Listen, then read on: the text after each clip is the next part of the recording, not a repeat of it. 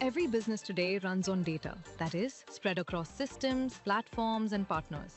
With the DPDP Act, accountability is no longer optional, but most organizations still lack a clear, complete view of their data. And without visibility, you cannot control risk or prove compliance. Introducing Consent Pro, the trust operating system built for the DPDP era, bringing unified approach to privacy, helping you discover, design, and deploy trust at scale. Identify every piece of personal data, from structured databases to unstructured documents. Classify risk, map data flows, and extend visibility to endpoints, including laptops and servers. Build your privacy framework, covering consent architecture, vendor risk management, policy governance, and drafting contracts.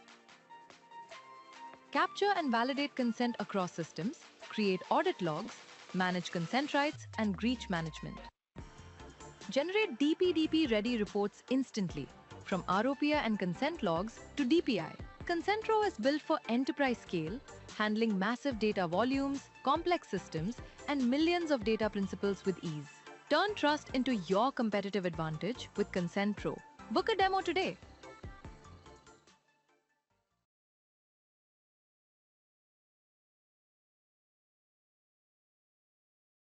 Meher, should we wait for a minute or so, or should we start?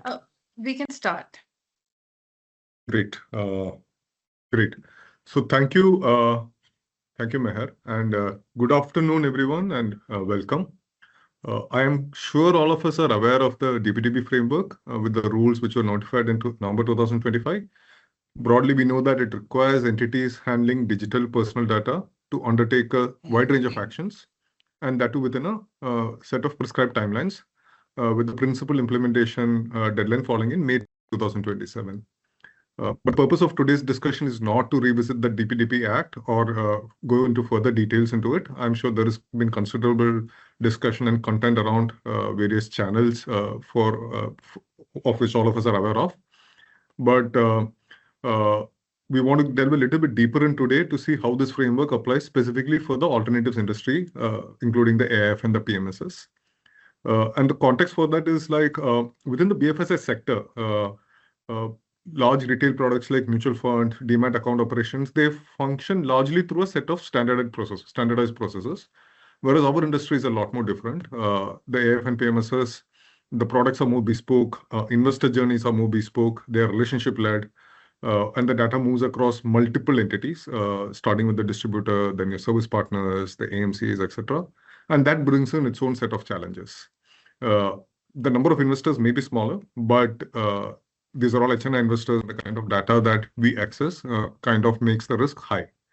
And that's the theme we want to dig a little bit deeper today, in the sense, how do we manage the DPDP implementation for a bespoke industry like ours, where you will have smaller set of data, but a larger risk exposure, given the client segment we operate in. And for that, possibly we will try and give some steps, or at the end of the session, if there's one thing I want to achieve, it would be like we should be able to give some help to the participants on how they should think about the implementation plan over the next 30 to 90 days. And for that, we have a very capable panel who has joined me, and I'm very pleased to welcome them. And I'd like to introduce them in no particular order, starting with Ms. Leelavathi Naidu. For most of you may be aware, Leelavathi Naidu is a senior partner with IC RegFin Legal Partners, and she leads the financial services, asset management, and regulatory practice at the firm's Mumbai office. Extensive experience spanning both asset management industry as well as the legal industry. She has been advising some of the largest mutual funds in India, as well as newly launched funds on their setup, takeovers, and other governance matters. She also is actively involved in the alternatives industry. She advises AIFs and PMS on their formation and registration strategy and other aspects, along with their GIFT City strategy. Very happy to have you, Leelavathi. I also would like to take this opportunity to introduce Mr. Hemal Mehta. Mr. Hemal Mehta is the Chief Financial Officer of Alternatives at EAAA, India Alternative, which is an alternatives arm of Edelweiss Group.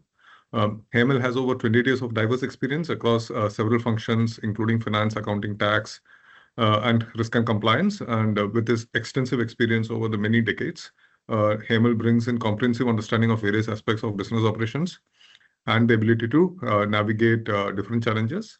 Hemal has been with Edelweiss since 2019.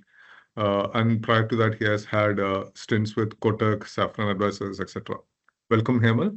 And finally, we also have Mr. Biharilal Deora, or BD as he is popularly known in the industry, to join us. BD is a director with Abakkus Asset Managers, possibly one of the few entities who span mutual funds, AIF, PMS, GIFT City, and offshore operations. So, and BD has been with Abakkus since inception days. He has in the past managed corporate, family affairs, and other various aspects of investment experience. He is an SME on a range of matters, including regulations, range of tax, accounting, pension, and other matters.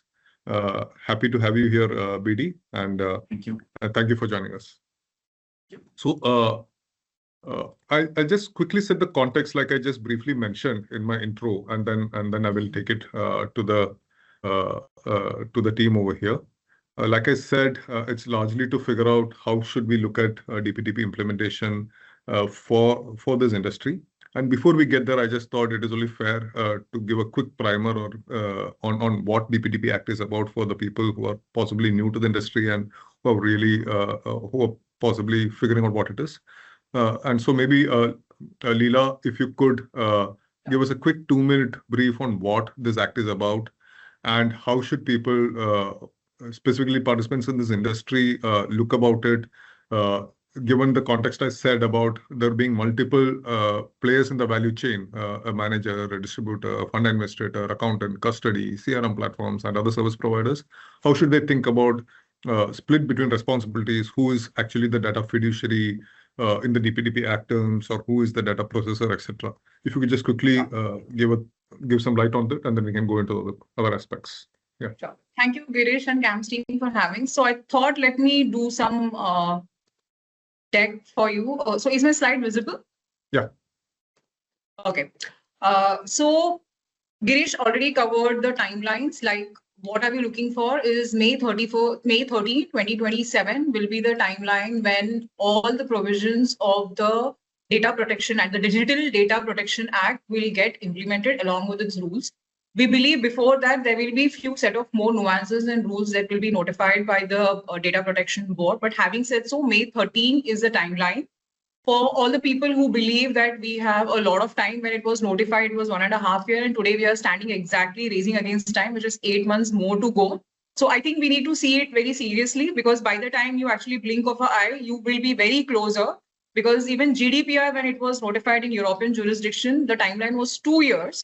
But even after 5 years, there were a lot of people who were struggling to implement the DPDP, which is the local GDPR Act. So I think it's high time for people to look into it very seriously.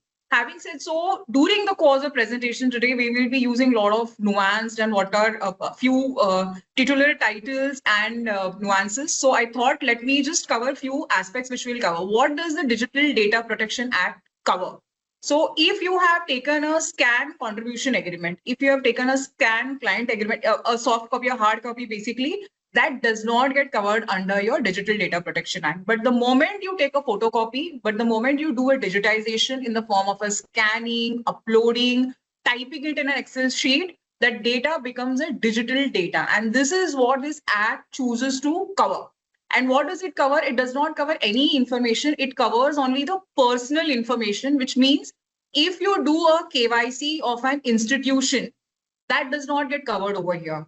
But the moment you dwell into the KYC of directors, authorized signatories of an organization, that data limited to your directors or authorized signatories who are natural persons will get covered under this Act. But obviously, you will not be able to nuance between both of them. But consent requirement, if you do a KYC for a corporate, may not go to a corporate, but to the people, asking them that I've acquired this data pursuant to this Act, give me your consent to use your information. So next is, what is processing? Processing will mean that, for example, many people come to us and say that I only do part automation. I do just 20% of automation.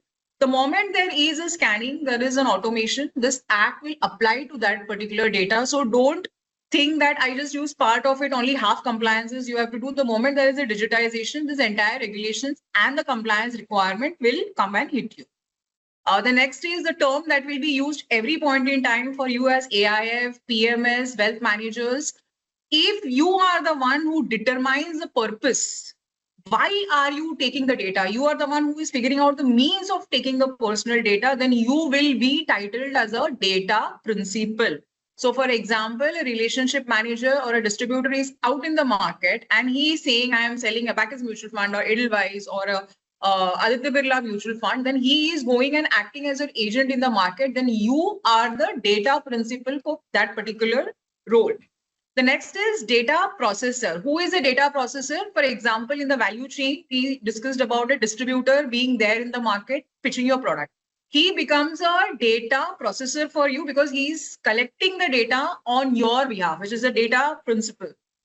The next is, who is the data principal now? Data principal in your case is the individual who is giving the data, is counted as a principal. I'm sorry, there is a typo here. The first word is data fiduciary actually.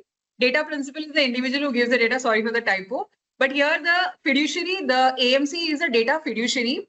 And if you read global regulations, when it comes to data, the term used in the global regulations is data controller, because they believe that you as an asset manager control the data. But if you look at the Indian regulations, the term used is data fiduciary, which means the regulator believes that you are a trustee for the data that is being given to you.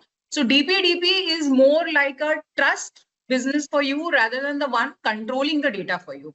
So three terminologies which we'll be using interchangeably: data fiduciary, the asset manager, portfolio manager, data processor, which is your RTA, fund accountant, and your distributor. Third is data principal, which is the individual himself. And please don't get confused. One entity can be both also. So for example, I am a wealth manager. I am processing a data for an AMC. For that limited purpose, I am a data processor. But I am also doing an advisory role. And for my purpose, I am collecting some data. I am a data fiduciary for that particular limited data. So you can play multiple roles as well. So I'll stop here, Girish, before we move ahead and hand it over to BD and Hemal. Thank you, Leela, and that was interesting. And I will kind of summarize this at the end of the session. But before I get to that, I just thought it's important, and the question is to Hemal. Hemal, from a manufacturer's perspective, and specifically in an AIF PMS industry, what in your mind is the hardest problem that we have to solve? Largely given, because like we said, DPDP is not only about data leakage, but it's also a lot of other stuff. So in your mind, what is the largest or the biggest problem that we have to keep in mind while we go about this exercise? Sure. Good afternoon, everyone. I think as Leela highlighted, that this is more to do with data protection. I think the challenge here is currently obtaining consent from various stakeholders. And especially what is more concerning is because there are a lot of people in the value chain currently. So we are right now talking about the primary investor who's investing in a particular mutual fund or in an AIF, who has to give a consent. But the mechanism of obtaining that consent is a little daunting currently, because one is that you need to have a platform on which you will be taking their consent.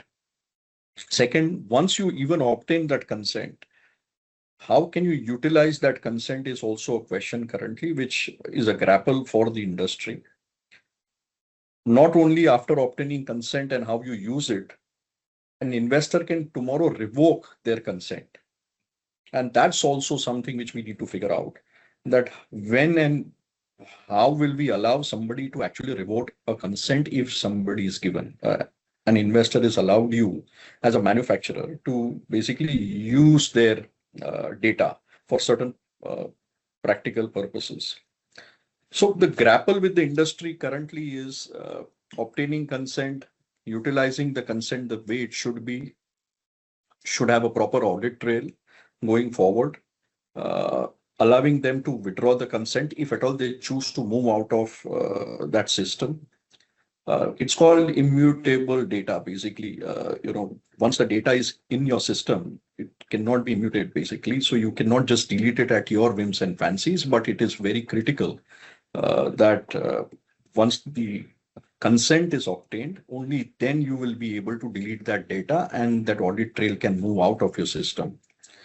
So currently, I think while the thought process of DPDP is very good from an industry perspective, but I think the implementation is something which is going to be challenging for all of us.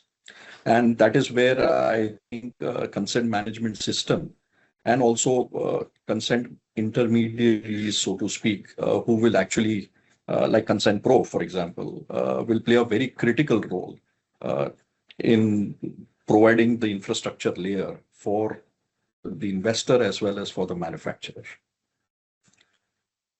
Thanks, Hemal. And possibly I would like to just double click on that and BD, maybe you can help us because you have, like I mentioned, the unique position of having or being or seeing what is happening in the MF industry and what's seeing in the AIF and PMS. And you can see both sides of a purely retail product as well as a purely HNI or a UHNI product, right? So in your mind, if you can, and for the benefit of everybody, how is the data footprint in a AIF or a PMS ecosystem different from how you see it in MF on the context of the processes which we follow, which is, as we all know, is not very standardized. And do you really think as a part of this DPDP implementation, this gives an opportunity for the industry to get together and standardize a set of processes and procedures? So fair point, Girish. I think that question is valid.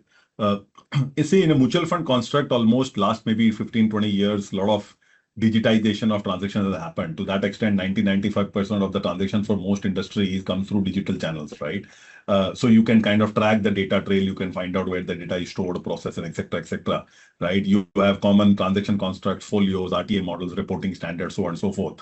AIF PMS to that extent is kind of more bespoke. I mean, PMS industry put together, entire industry across 550 portfolio managers is roughly about 220,000 folios, right? Whereas in MF, you're talking about crores of numbers in terms of investors or folios to that extent. So the data consequences, I mean, the biggest challenge is going to be the duplication and inconsistent definition itself, right?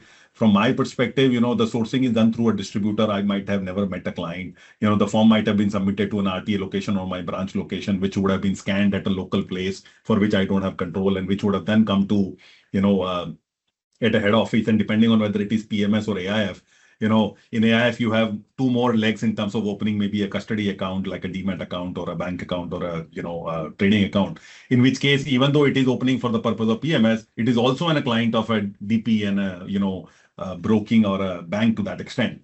So one is the same investor can appear as separate records across, strategies, funds, CRMs, provider systems. Each of these bespoke arrangements also have side letters or arrangements or drawdowns or distributions, which can have separate kind of data with respect to investor specific. So I think the biggest challenge is going to be identifying where all your data exists at the first place. And unlike, mutual fund industry, AIF PMS industry obviously works a lot through referral or maybe distribution or intermediation model. So to that extent, a lot of these people, whether advisors or other intermediaries, are kind of, doing multi-asset and multi-product portfolios for client. A lot of them obviously have power of attorneys and discretionary kind of executionary, capabilities for the client to that extent.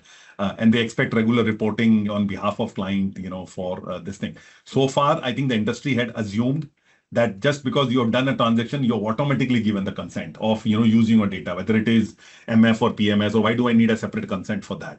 And obviously, I don't need a separate consent for multiple regulators, like, reporting your data to KYC, KRA, maybe income tax validation, and so on and so forth. That I think is going to change as we speak, on DPDP. And more importantly, the governance structure within which these data points stay, but for example, in AIF, you'll have a trustee, a custodian, an auditor, a tax advisor, maybe, some other, offshore K1 calculator or some other feeder entity to that extent. That itself is going to complicate it across, jurisdiction as well as intermediaries. Thanks. So, and before we go to the next session, I thought it's important to just kind of, for the benefit of audience, I mean, the benefit of people who have joined over here, and the idea of the session was largely to just give a perspective on what are the variants or what are the nuances which one should be aware of while you are looking at your AIF PMS and implementation plan. And I assure you the intent was not to leave you with a lot of questions. We will come and address some of the questions which came up in the session a little bit later as we go forward in the session. But if I have to highlight or the key takeaways which I thought were important, which the panelists mentioned and which I think is important, we should note down. One from Leela did mention about the timeline. So May 2027. So we are more than halfway mark there, and we have less than 12 months to do what we have to do. So it's the right time to start looking at everything seriously. We are all clear that the asset managers or the manufacturers are the data fiduciaries, and everybody else would either be a principal or a processor. We are also clear that the scope is not only about the individual investors who come into your platform or into your strategy, but it is also about the directors and the UBOs and the signatories on whom you do KYC of the non-individual entities that you onboard. While the non-individual entity in itself may not be covered under the Act, the associated persons would come under the purview of the Act. We heard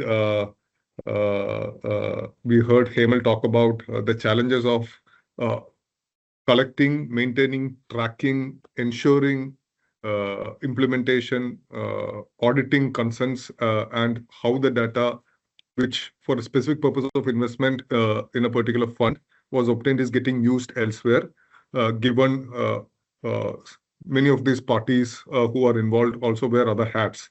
So that gives an added challenge for all of us as fiduciaries on how to ensure that the data which is getting collected is being appropriately used and only for the specific purpose. So that is a challenge which the industry should be aware of and hopefully plan while they actually go about their implementation plan to address. And yes, BD talked about the challenges on top of what Hemal mentioned on the fact that we have too many. We have multiple things, like we open a demat account or bank account in case of a PMS. We have distributors accessing the data. You file data for K1 for overseas regulators, and yeah, for that, and by extension, we really don't know what data exists. So that kind of brings me to the second part of the session: is what are the risks that we actually are opening ourselves to, or the industry is now facing because of this kind of a layout that which we have. And Hemal, you talked about the various players. So if you could just help us understand, in your mind, where does the data actually become exposed? Because there are multiple places. So and through which data flows. And like we said, HNI's data also includes their net worth and the amount they invest, and hence that's a lot more sensitive than just an email ID or a mobile number. So where do you see the risks that today exist? So I think it's not more about risk, but I think it's more about how you collate stuff and eventually how you get all this thing audited for yourself. Because even currently, as we speak, I think we are collecting all this information. So it's not that we don't have this kind of information. It's more to do with organizing this information, taking consent of the investor specifically. I think that is where one set of challenge can come. Because we all, as industry participants, have practically access to all sorts of data. If an investor or a client is part of your ecosystem, the question is going to come is it going to be repetitive? Because if there are three intermediaries, so to speak, in the value chain, say, for example, there's a bank involved, there's a wealth manager involved, and there is an AIF manager involved, they all are servicing the same client. And if that client is coming through a banking channel and then through a wealth outfit and then eventually in an AIF, now all these three layers are going to ask or seek consent from the investor for his data to be used, stored in a particular manner, and then maybe utilized internally for whatever purpose they choose to. I think taking consent multiple times from investor is also going to be a little challenging, and it will be sometimes burdensome for the investor, because the investor will get confused, saying that what the hell is happening currently with me, in terms of so much of overwhelming consents being taken from me. So that's one level of challenge. I think as a manufacturer, the challenge which we foresee is, are there enough systems and processes in place or guardrails, I would say we have, and this can be run only through technology, because I don't think manually this is ever possible, considering the size and scale at which we are in the industry. That do we have a platform or a common platform on which we can onboard these clients or their data and maybe give them an access? I think that is what the regulator also wants, that they can at any point in time get onto that platform and check where all they have given access to, right? Because they can tomorrow get into that platform and tomorrow revoke certain consents if they choose to.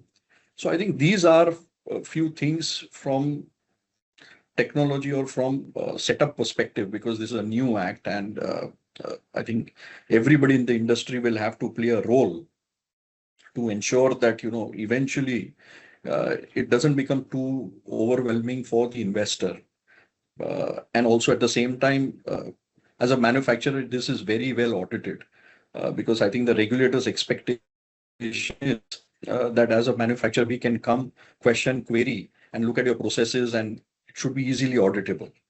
So I think these are certain challenges which we see. I think it will get corrected over a period of time, but yeah, it's just something new which we all are facing currently, and hopefully there will be some platform which will get set, which can help the industry maneuver this new act. So if I can add a bit, Girish, to this, what I believe amongst the PMS and AIF players, what Hemal actually alluded to is unstructured data. Okay, I don't know where the personal data is. My relationship manager has a data on his desktop. My customer service guy has a data on a CRM system also, maybe in the emails also. Maybe it is there in my drive also. Maybe I am doing a backup and it is sitting somewhere else also. So it is very important, because the way we are functioning, it has to change. And the change is what will bring a lot of problem before we even go to the consent thing, because where Hemal is coming from, he also has the same problem is, where is the structure for it? Where all do I have this problem? If somebody says me that I want to revoke my consent, I will revoke my consent in the system chain that is there. But what about all other places that it is sitting? Do I know where the data is sitting? I think that is where the problem will start, because in India, we are so people-pleasing person that we don't want to get the layers and systems into picture. So that is where the challenge, I think, will be bigger, because you need to go back and do an analysis yourself. Where is your data sitting? You need to do a data audit to figure out where first the data is. And then we will go to figure out and correct it. So I think that is where the starting point will also be for a lot of people and a lot of problems. Very simple is, I have a website. People capture my cookie, and I have seen so many people for 10 years, the cookies are just lying there and nobody knows what is happening with that cookie. It is just lying somewhere in the system. So that is where I think that awareness first will be a good eye-opener for everybody to go back and then set systems and processes to actually do it in a very directional manner. And that will be everybody, organized or unorganized. A distributor may be unorganized because a wealth manager may be highly organized, but for everybody, the role will be the same. And it's a very valid point, and I would want to come a little back later onto this topic to see how do we go about trying to address some of the problems that which is getting articulated over here. But just a follow-on question, Leela, from a regulation risk perspective or the law perspective, is there any differentiation in the way they look at whether you are compromising, or if there is a data leakage, or if there is a it's one investor or 400 investors or 4 million investors, right? In AIF, we could talk about it will be sub 100, sub 1000 kind of, or a PMS like sub 1000 kind of investor range. But if there is a breach and it exposes, let's say, 400 of them, and if it was an e-commerce site and there was a 4 million, does the law really kind of differentiate the penalty and the other things based on that? So the regulation today, the way Girish it is worded, it is per instance wise. So there was a breach of some system, and because of which, depending upon what type of a vendor you are, it would lead to, for example, the way you said, for a FinCom, it may be 4 million, and for a normal AIF, it may be 400. So the regulation simply says instance wise, and it is up to 250. But you also need to see that the regulator is also going to look at, do you have controls in place or not? Because they have layered it up that if there is a breach of regulatory expectation, that is 250 crores. Then if there is an instance of breach, that is 250. So 250 plus 250, it may end up becoming, if they observe that, yes, there is a breach, plus there are no controls in place. So it will add up to that, but it will not change because of the volume of the data, but it will change because of the lack of controls that you have. Other is where there is a data leakage or a data breach that you spoke to about. Here also the investigation has to prove that you had enough controls, but obviously some hacker lagged into it and then you need to upgrade your thing. But I don't think that is where the controls or the deliberate action of yours not to have adequate firewalls and controls, I think will be the course of action that the regulator will see, rather than somebody breaching into your system, and irrespective of the volume. So it can be 250 plus 250 also, for all you know, if there is a breach. And we have seen this in GDPR instances also, where there are multiple layers of non-compliances and they've added those fines together. So thanks, Leela. So basically, it's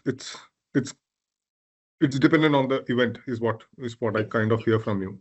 So and the question is, I'll kind of, so because we spoke a lot about the challenges, right? I mean, the fact that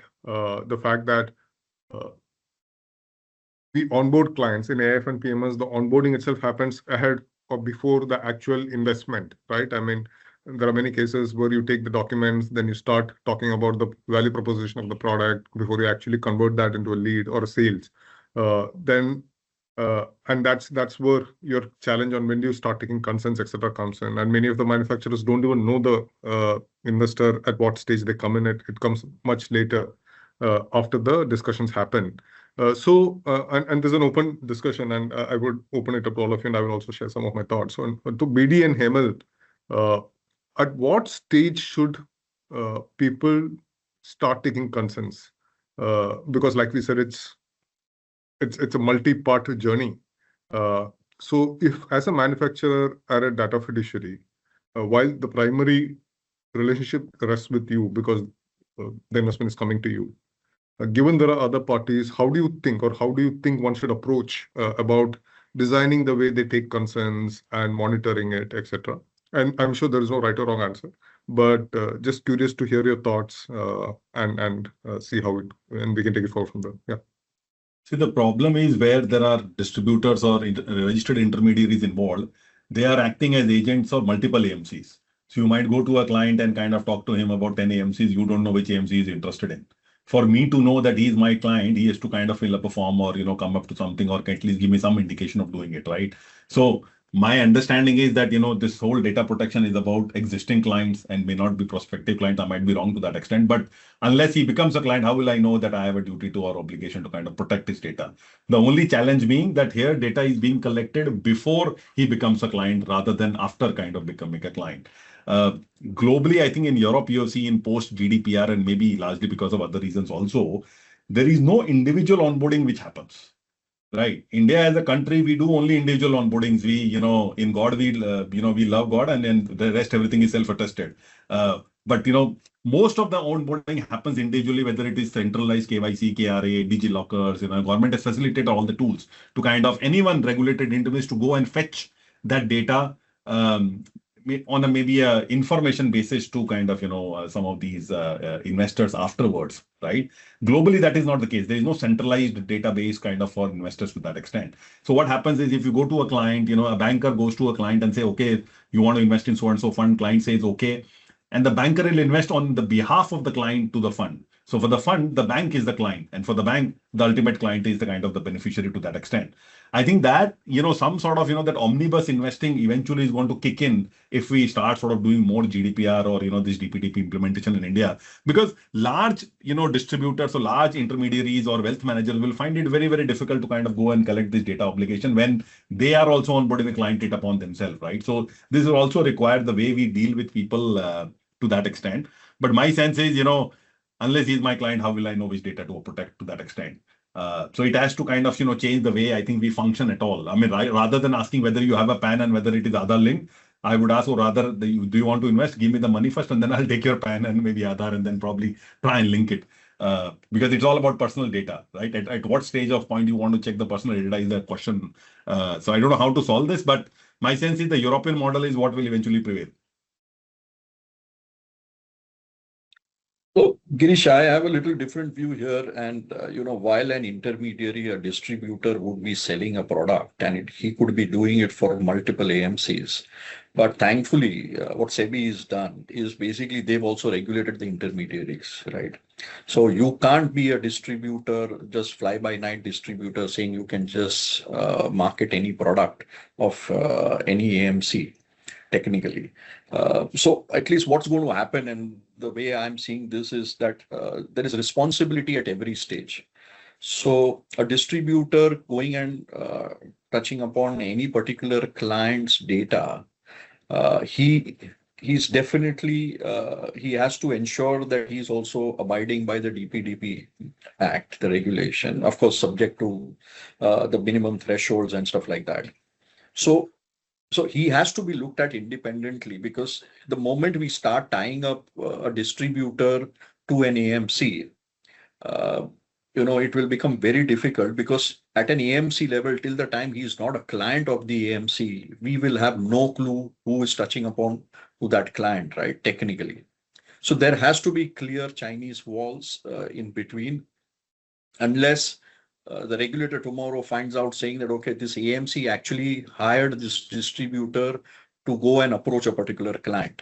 And that is when, of course, the onus starts from the AMC. But other than that, technically, it is up to the distributor who will be responsible if he's collecting any data of an investor, just to build his database. Because till that point, he's not come and invested in an AMC.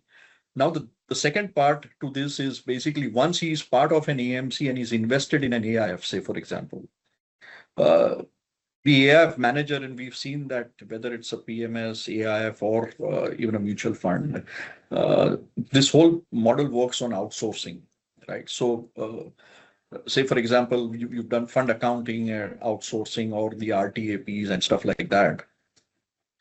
Now, the real question or the real test starts. Who's then responsible, right? If there is a leakage of data of that particular investor, because he's already with the AMC, but the AMC has outsourced it to multiple vendors in that case. And if there is a data leakage, is it the responsibility of the AMC along with the service providers whom they are currently tagging along? And that is where the real guardrails needs to be put in place. From an AMC perspective, because you will not then work with any service provider who doesn't have good controls, mechanisms, audit trails. If there is any data leakage at that point, because it will be then the AMC who will be responsible eventually, and the draconian fees which Leela mentioned. We are talking about some 250 crores. I don't know whether that much will be the net worth of the AMC at some point. So that itself is a question. But yeah, so I think we'll have to split it into two and then see eventually who will be dragged to court if at all there is some data leakage, and at what levels it is. So I think that is essentially the moot point. How do you build the architecture around this data protection? And once we get that architecture in shape in some form, I'm sure I think all these questions will eventually get answered on its own. Yeah, so I'll just give a little bit of thought, and Leela, you can possibly add on.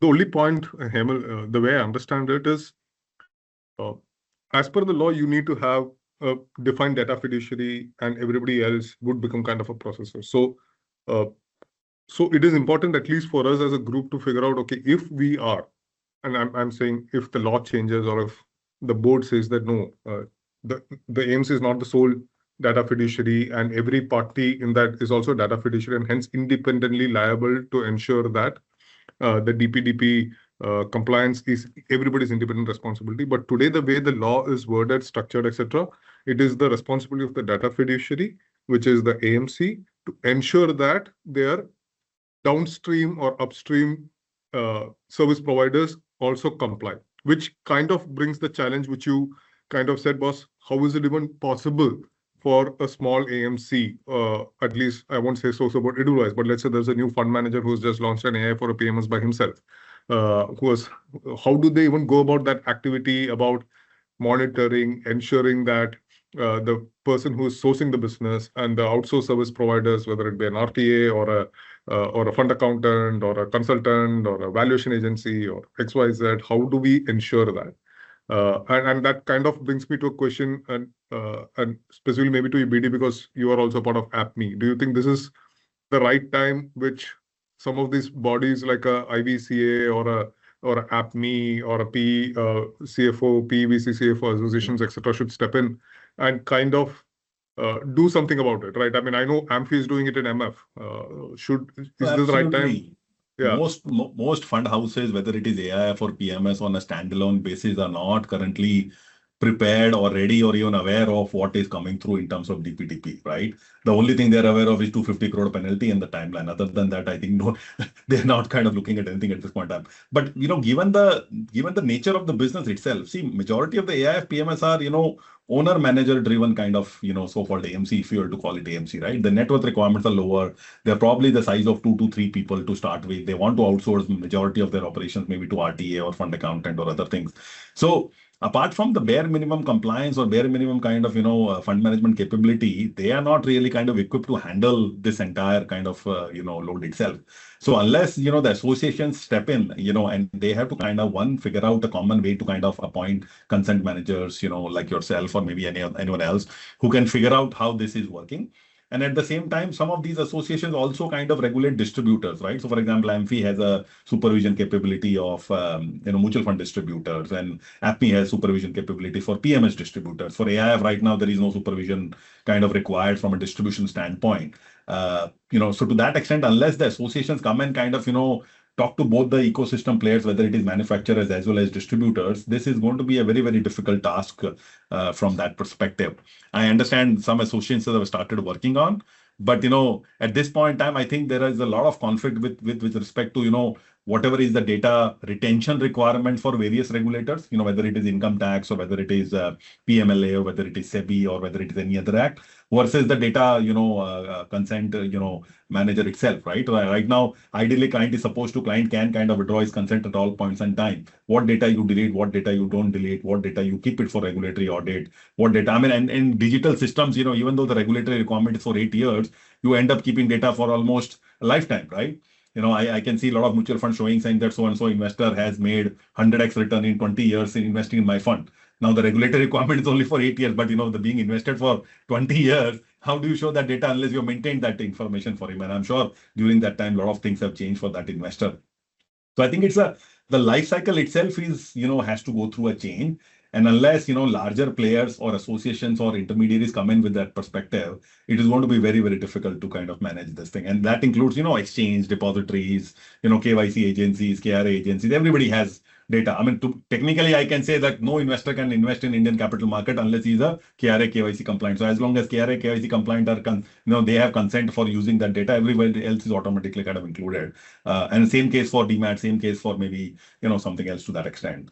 So associations have to step in, and for sure, I think this is the right time to kind of start talking.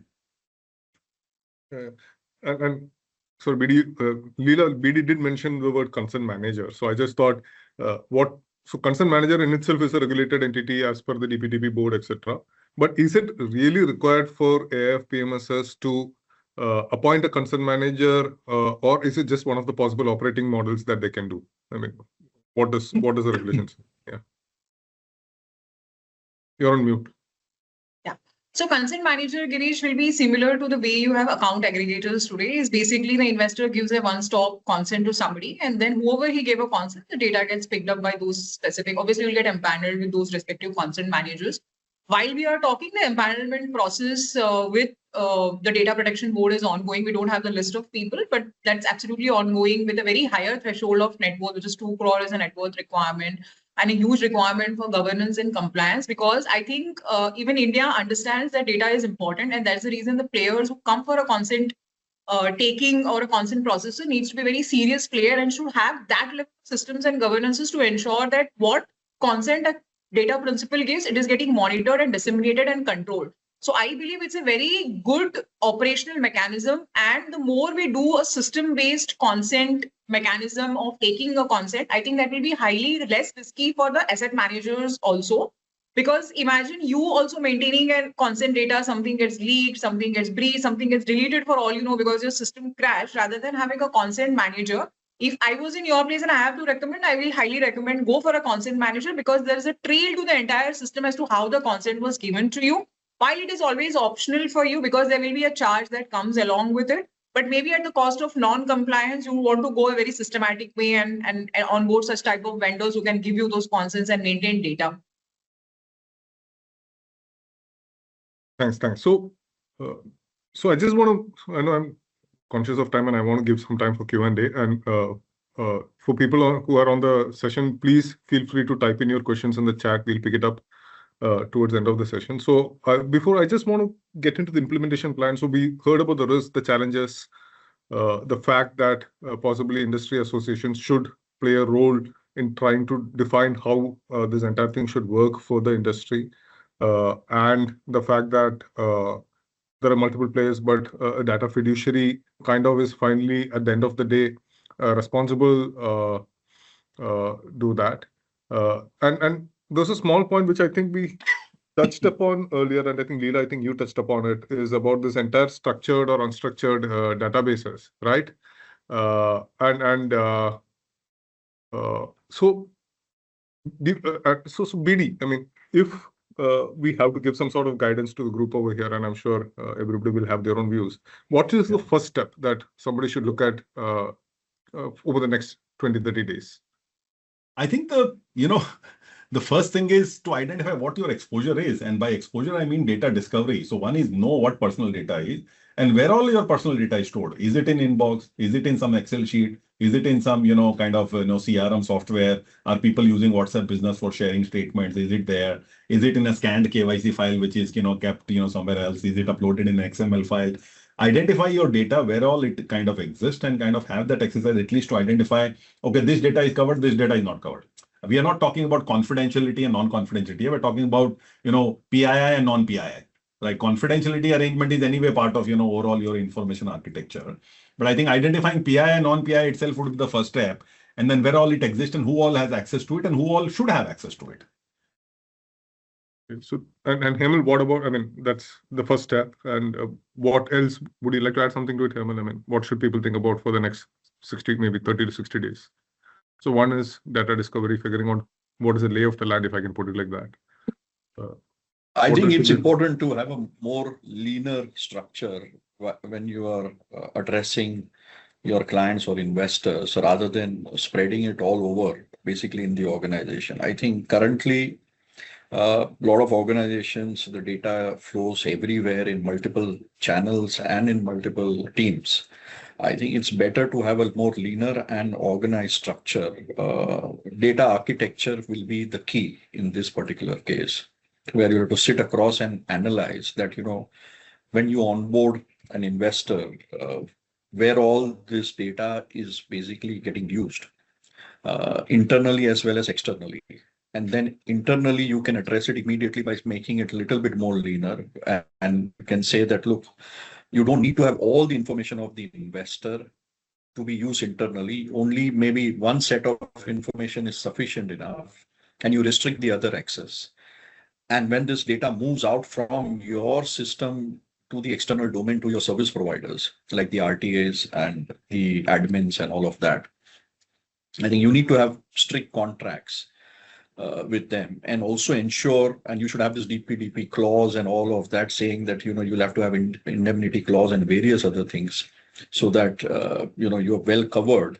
Having said that, it's not only about penalties, but it's more about actually genuine sanitization of data, and also data availability as and when required from an audit trail perspective. I think going forward, it seems that tomorrow there could be a requirement also from an audit report standpoint. If your auditor to the fund or maybe at the AMC level will also have to put in their audit report stating that this organization is DPDP compliant, and stuff like that. There could be various other disclosures which will eventually come through, right? Because this is sizable, and I think this is far overreaching, and I think the expectation is very high, where you are not compromising on anybody's data. At the same time, you have good guardrails within the system.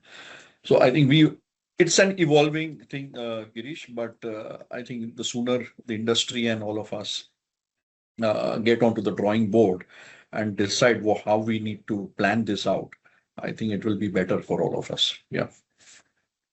So what I hear both of you saying is, first, yeah, of course, figure out the lay of the land, figure out where the data lies and what are the touch points where the data lies. And of course, there are tools available in the market which can help you do that for the digital data, including our own tool, Consent Pro. But of course, that's just the first step. What I hear you, Hemal, also saying is that you should map your processes, figuring out who is accessing the data, why are they accessing the data, question whether they really need to access the data, should you be collecting so much data and sharing it with them, and kind of relook at your processes and the roles which everybody plays, and kind of data minimization, if I can use the term, try and minimize the amount of data that goes to a person on a pure need-to-know basis. So that's kind of relooking at your processes and figuring out what kind of data is flowing to anybody and everybody. My pet peeve is that we put everything under the sun in an MIS which we share with our clients. Why do we really need to put so much data there? So that kind of questions is what we have to ask once you have a discovery done. And then, of course, like you said, how do we ring fence your risks as a data fiduciary by relooking at your contracts, terms of engagement with your service providers, and building in relevant checks and balances to kind of ensure that you are covered adequately for any future eventuality. And I think if I can add, Girish, to it is, I think the industry should also focus on those low-hanging fruits that they have, which is their public-facing media channels that they have, which is their LinkedIn profiles, their websites.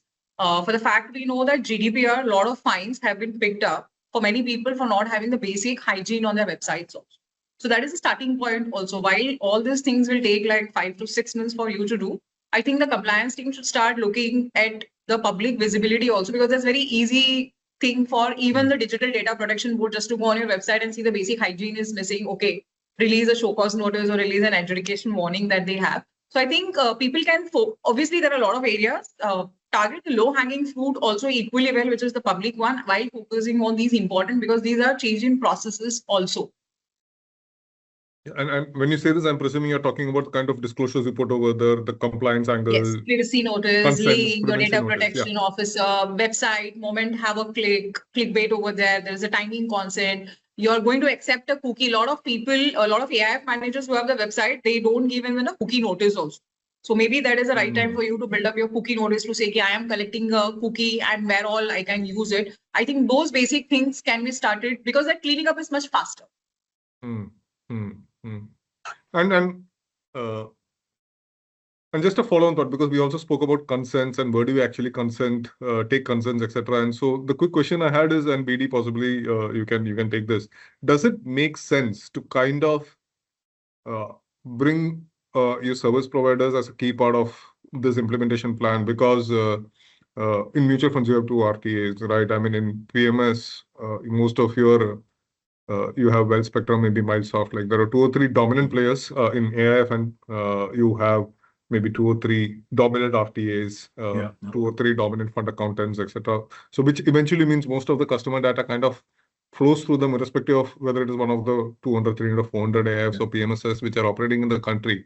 Do you think there is merit in looking at solutions where you can piggyback on the platforms that they build? Absolutely. I think it makes sense to kind of, sort of look at the problem of where you can get maximum coverage. So for example, in mutual fund, there are 2 RTAs, and if, I'm not suggesting you swap the role and become data fiduciary, but if at all you were to become data fiduciary and kind of collect the consent on behalf of a mutual fund, it'll be a most easy thing because, look, 95% of the transactions flow through, some of the other platform, whether it is, the mutual fund platforms or the RTA to that extent. And same way for, other things. It'll always be easy, subject to whatever commercials and other things it'll always be easy to kind of do it at a place where they can manage the consent and the data appropriately, right? What it will lead to is obviously more kind of complex, digital onboarding processes, or maybe, difficult ways to kind of fetch customer data for distributors or intermediaries or clients, or maybe more consent requirement. But it's always easy to kind of, do this minimalist consent, as we call it. I mean, obviously, there is nothing called universal consent or consent to do everything and anything under the sun. But as long as I think, RTAs can manage that consent part, which I think currently they do in a sense, saying that if a new client is coming, they can fetch data from their existing folios for that client, or existing OTM mandate for that client, or, fetch it from that perspective. I mean, see, we are not new to the consent. I mean, if you recall the TRAI thing, the Telecom Regulatory Authority of India, they do have this whole D&D, which is nothing but based on GDPR or whatever, saying that. But still, I think people do get it, and there is a mechanism behind which you can report it, and they get banned and stuff like that. So I think DPDP is in a much wider sense to that extent, not just phone calls, but maybe everything which you are doing anywhere in the world. And bigger part is that it is not just for regulated entities. It will also be for anyone who stores data. So, for example, tomorrow your grocery provider, or your pizza provider, or somebody is storing your data somewhere, and there are a lot of leaks which you have noticed in the past, which has happened. They also will become responsible, which are currently outside the purview of regulated entities per se. So I think from an investor perspective, it's a wonderful thing to happen. How much they are willing to cooperate and give consent is a different story. But I think centralizing consent or unifying consent at a industry level, like you said, RTA, or maybe software provider, or some of these would add ease and faster implementation to the whole process. So it's a good question. I know I stoked it, but Leela, I mean, what can or cannot be outsourced from a DPDP perspective? Is it fair to say that you can outsource implementation, but not the responsibility? I mean, How would you want to? Yeah. So if you look at the digital data protection, they're not averse to outsourcing for sure. Okay, but at the end of the day, they are saying whose neck is on the line is very clear to me. It is the data fiduciary. Because if you look, there are so many service providers and digital, and if you look at the data protection board, they are unlike financial services. Like, it's not a very smaller one. They have a wide network of people who come under the gamut. Basically, anybody and everybody who collects the data comes under digital data protection board, unlike SEBI, which just looks at financial intermediaries, or unlike RBI, which just looks at bank. So they have a wider role to play. For them, they have just pinpointed one responsibility, which is data fiduciary.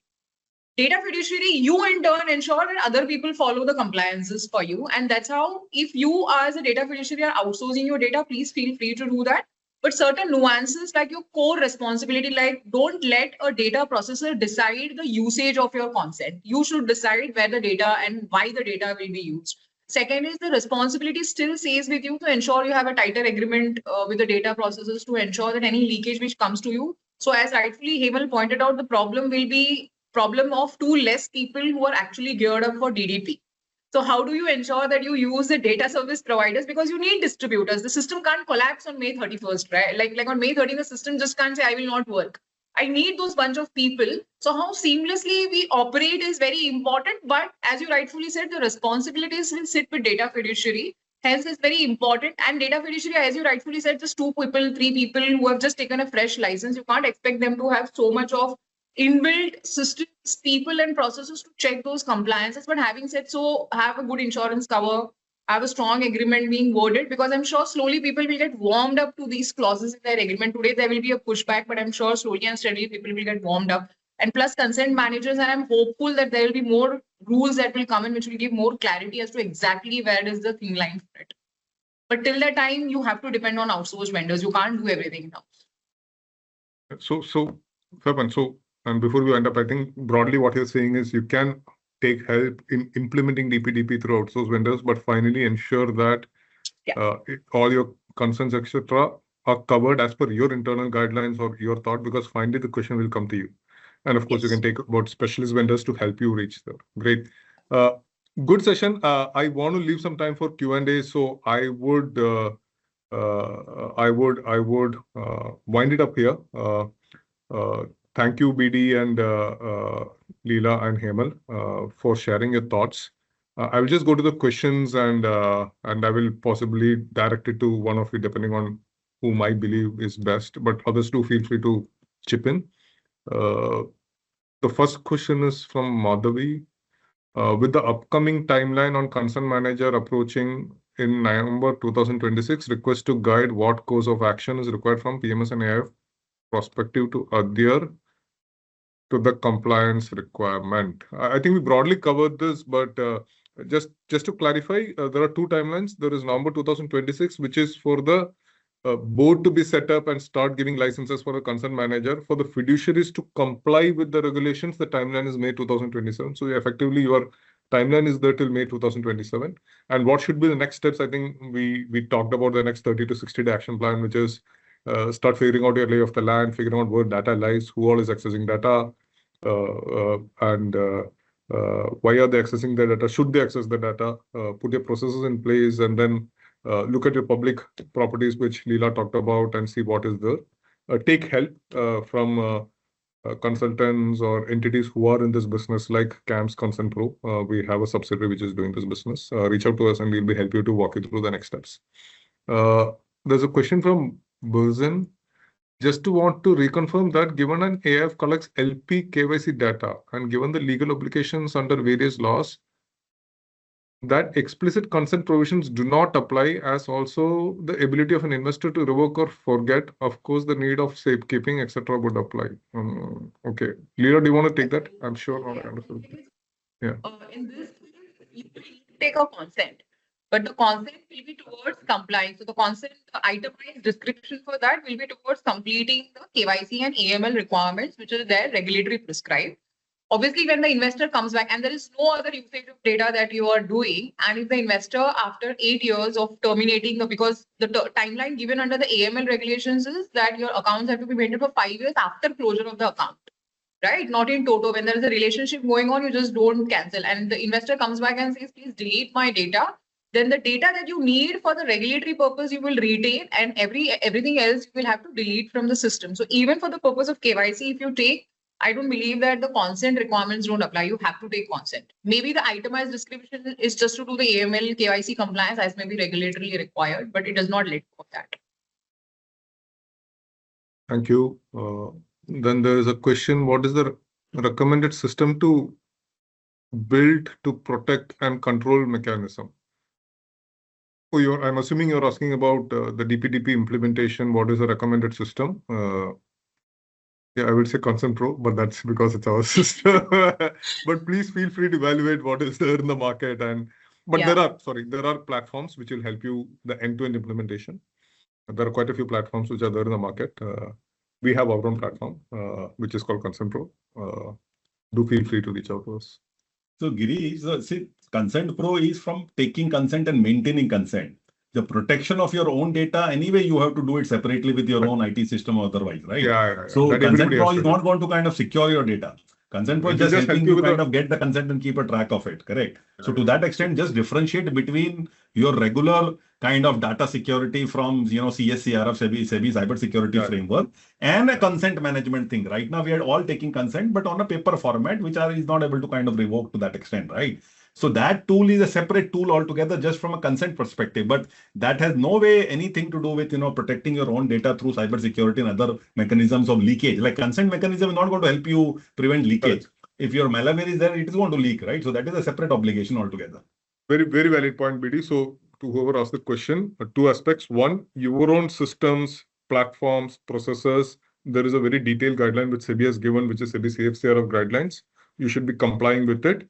If you are using outsourced service providers, please ensure their systems are compliant with the SEBI CRF guidelines, because that will kind of ensure that there is limited to no risk for your data getting compromised or leaked or whatever it is. It's a very stringent set of guidelines with every 6 month kind of auditing, etc.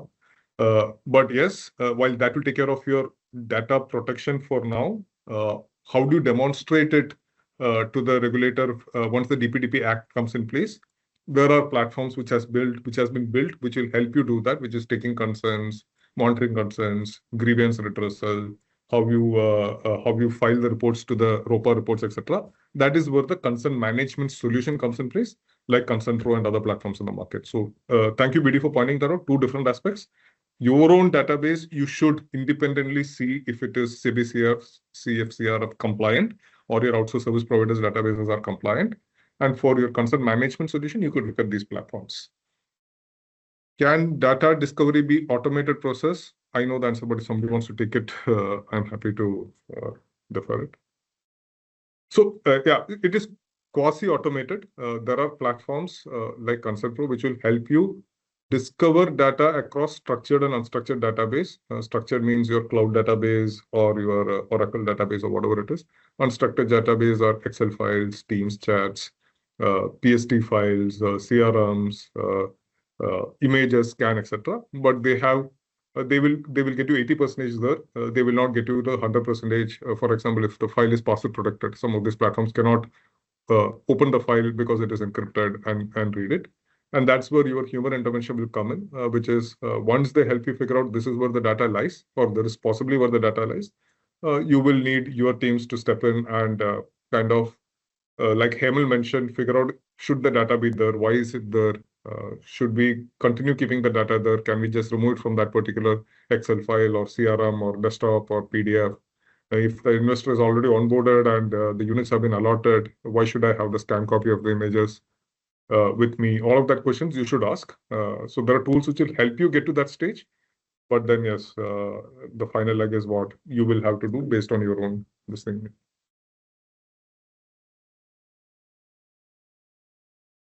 Similar question. So there's one question which I just saw, Girish.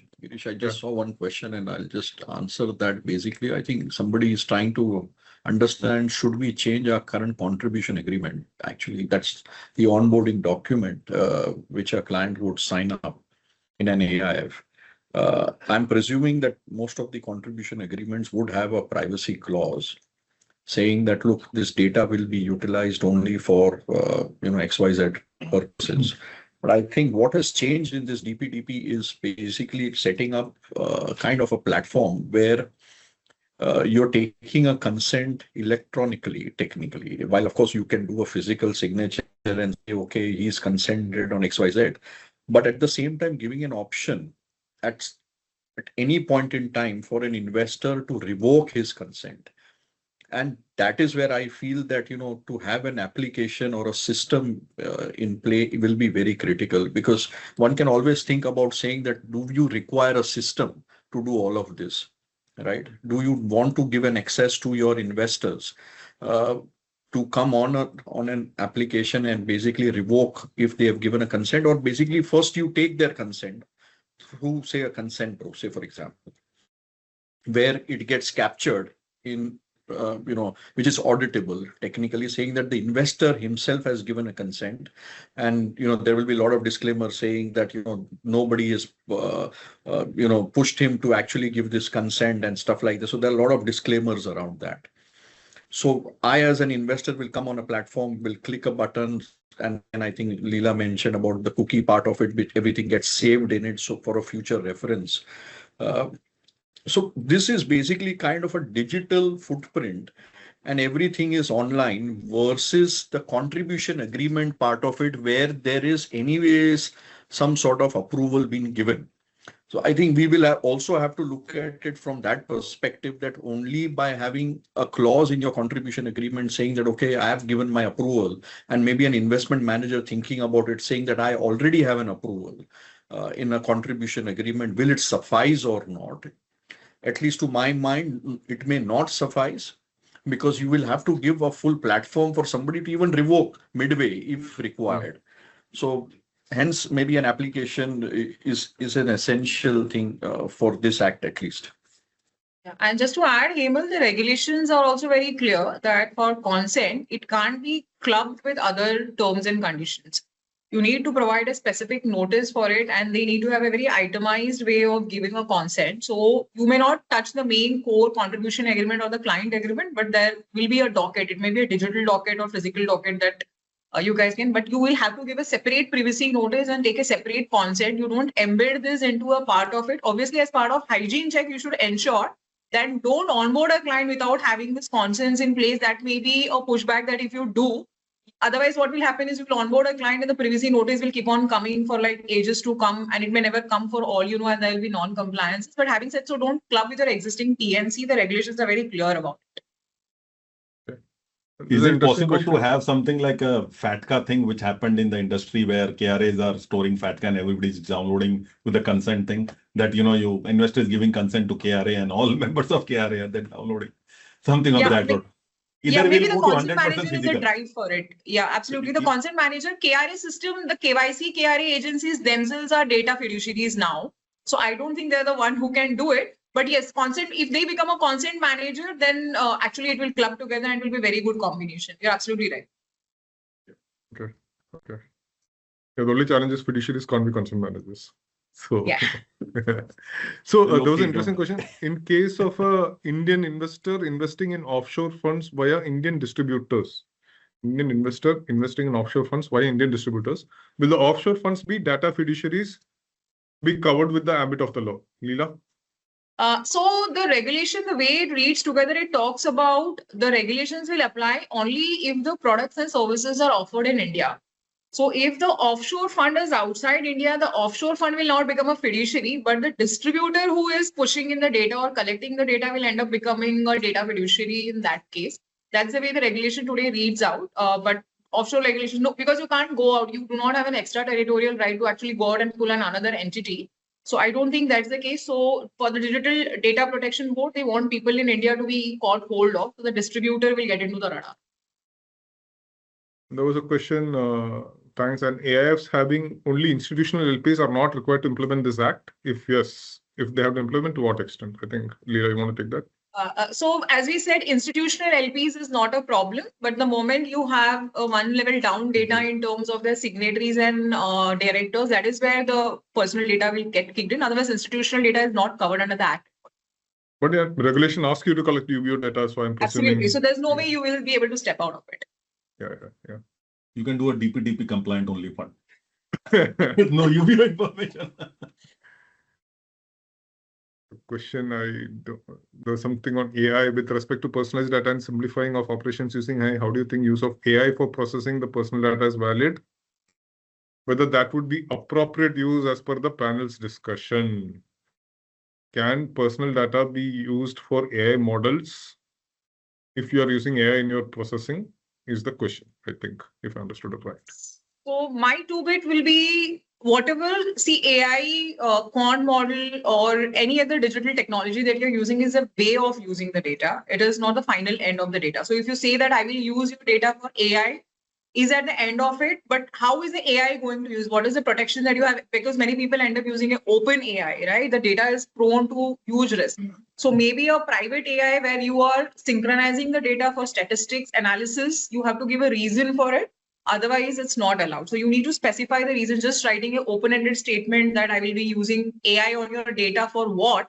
If that's not answered, I don't think it covers up under the act. I think so what you're saying is make sure largest NBFCs recently in their conference call announced saying that they listen to almost 2 million or maybe 2 crore calls a year for their clients, and which query for loans, and essentially based on those kind of queries, the system or the AI system generated almost 2,000 crores of disbursement for those clients. I'm assuming they were able to, one is obviously profile the clients based on the conversation or queries what the client asked, and then obviously identify the clients individually and then send them the offer of disbursement if that is the case. In this case, I'm assuming it's enterprise data and those kind of stuff to that extent. But that is one use case where people are kind of using large amounts of data to process with whatever subject to consent requirements from clients. Because most of these call centers will ask you for consent even before proceeding. So they would have an express consent to kind of process and then obviously store the data in whichever format. Define. Why are you using AI for? Yeah. So basically what we are saying is do use it as long as you have taken a consent explicitly from the investor that I will use AI for processing your data. Yeah. Fair point. As an asset manager, we retain ultimate legal liability under DPDP, even if it is processed by RTA or a fund accountant, or is CAMS rolling out a standardized consent and audit dashboard for fund ops team? Good question. I think that's the point we were talking about, that there is merit in looking at some of these players kind of rolling it out as an outsource model for the data fiduciaries. But we can only suggest the final guidance will have to come from the industry associations like APME or IVCA on what should be the model that the industry should follow. And I will leave that question at that, and we can go to the next one. What are the obligations for a data fiduciary if a data principal revoke consent? And I will add on to it, can he actually revoke consent? Leela, I mean, if you have invested money, can you revoke consent? So that is a question. What are the obligations for a data fiduciary If somebody Yeah. revokes consent, and can he So revoke a if consent? somebody revokes consent, which means he also has to redeem from your fund. Otherwise, you have a legal obligation to keep the data. There's no way that you continue to stay in the fund and you say, I don't want you to use my data. That's not going to work because the reason is legitimate legal use, right? So for the purpose of legal use, I will use your data. I may not end up doing the other activity like typical marketing pitch and like sharing the data or giving you cross marketing. But otherwise, when you are in the system, you're invested in the system. I don't believe you can revoke your consent and say, just like take me out of the system. And so I'll just add a flavor, and what we are discussing with Amphi, etc., is also that you will have a concept of mandatory and non-mandatory consent. So at the time of investments or whenever you take it, you will say these are mandatory consents, KYC, regulatory reporting, XYZ. Yes. These you cannot revoke at a future time. So if you're not comfortable, do not invest, right? Correct. But I will also give you optional consent. Can I do marketing? Can I do NFO communication? Can I do that? That is an optional consent which you can possibly revoke at a later point of time. That's how I think the industry is moving towards. How far, I mean, data collected under the Act and rules pertains to sort of personal data obtained digitally. How far is it applicable for offline onboarding process? I think this is what Hemal answered on what is possible and what is not possible. And I think Leela also mentioned if you are collecting it offline, but you are digitizing it, then it is applicable. Yeah. Did I miss something, Meher, or I think I've covered most of it, right? Yeah, there are a few questions on the chat as well, but we can wrap up in the interest of time, and we'll probably send out, a few of the answers on mail to all the attendees, along with the checklist and a DPDP readiness document. So we can wrap up. Sorry, there was a separate chat. Is there anything specific? I just thought if it is, I'll just have a quick look and see if there is. Yeah, sure. If a PMS is investing in mutual fund, should a PMS independently set a consent management solution? I think the answer is yes. The Right? data requirement is for your clients, not for your investments. Yeah. So as long as you have a client, you have to kind of maintain the data privacy. Leela, do you foresee SEBI marrying DPDP with their own frameworks to ensure standardization of data protection?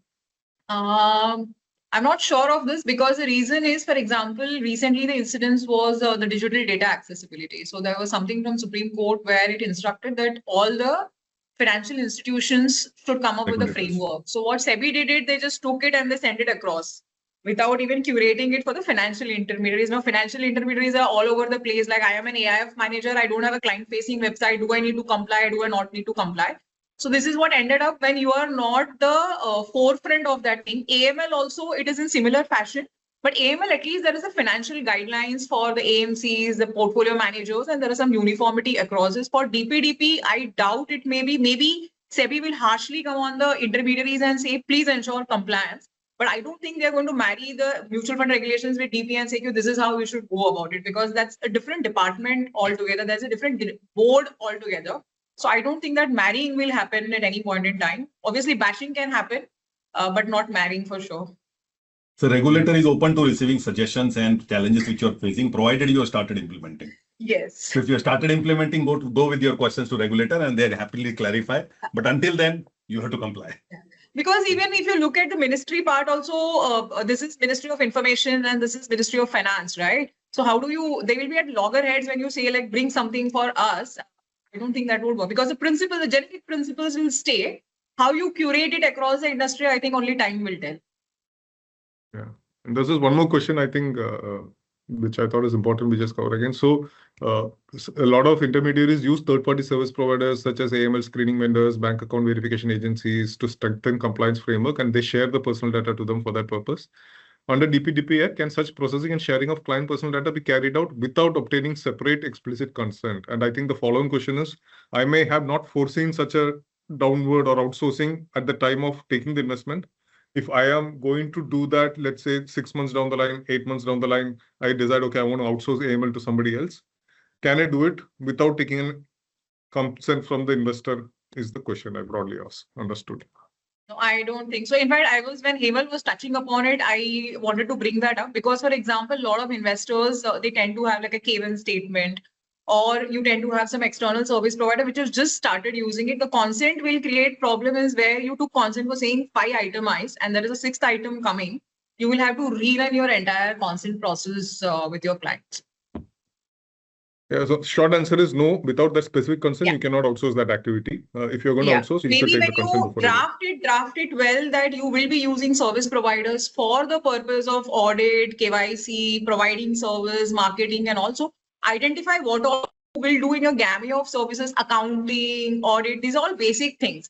And suddenly, if there is a 11th service in which you can use, then the entire system, the entire AIF industry or the PMS industry is running behind the client to give that consent. But maybe your consents also need to be drafted very well and not with a very narrow mind, but with a very expectation that you will end up using outsource. Imagine everything is outsourced. How will you work and operate? So I think that's the way you should draft your consents well. So I think we are at the top of the. Thank you everyone for your time. Meher, anything on the closing?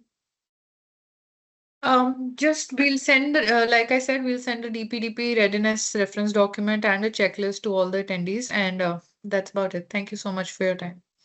Thank you, Hemal, BD, and Leela for taking precious time out and spending time with us. I think we had a good turnout of people in the event, in the attendance. So thank you everyone for joining. Hope we have been able to clarify a few things. But please do feel free to reach out to us, and we have spent some time on this topic, so we should be able to give you some more clarity / guidance on how to go about this, and we can do that offline, of course. Thank you, everyone. We can wind up right now. Thank you. Thank you. Thank you. Thank you. Thanks.